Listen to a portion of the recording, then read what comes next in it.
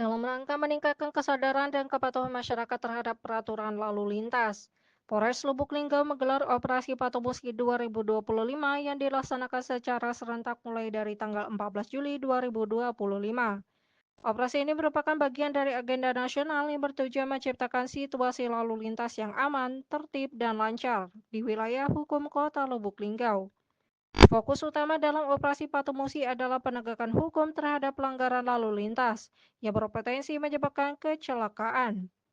Beberapa jenis pelanggaran yang menjadi sasaran prioritas, antara lain pengendara sepeda motor yang tidak menggunakan helm SNI, pengemudi mobil yang tidak menggunakan sabuk pengaman, pengguna ponsel saat berkendara, melawan arus lalu lintas, pengendara di bawah umur, serta kendaraan yang tidak sesuai spesifikasi teknis.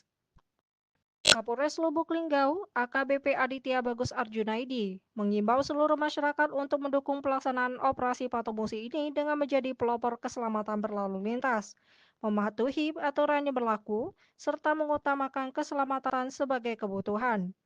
Mari bersama kita wujudkan Lubuk Linggau yang aman, tertib, dan bebas kecelakaan lalu lintas.